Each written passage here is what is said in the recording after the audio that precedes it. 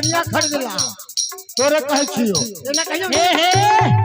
अहाँ सबके नाश्ता मिल रही ना मिल रही ना अच्छा यो ना मिल रही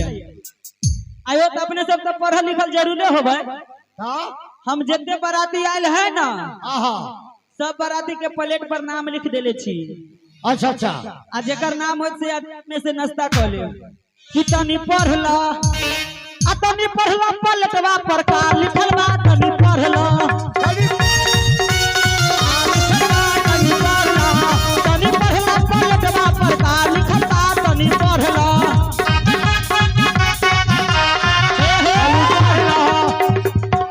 कि एतबार लिखल बा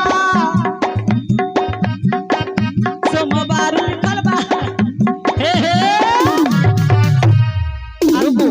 रुको रुको अब घोड़ा को बैठावे तू बैठा दियो घोड़ा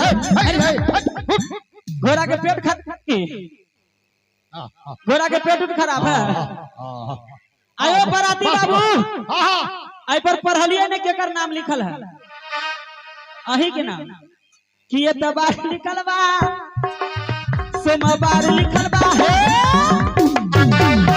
आ तोरा बहिनी के 10 गो भातार लिखल बा तनी पढ़ल तनी पढ़ल प्लेटवा पर का लिखल बा तनी पढ़ल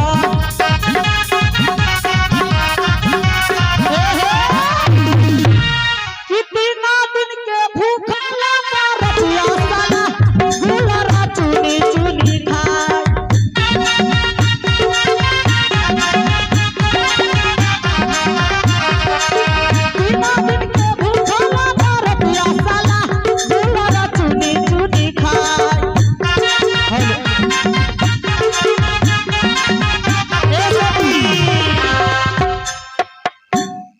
गुलर पर से गिरा साला टूटी गेला दुनु टांग गुलर पर से गिरा रतिया साला टूटी गेला दुनु टांग गुलर पर आयो घोड़ा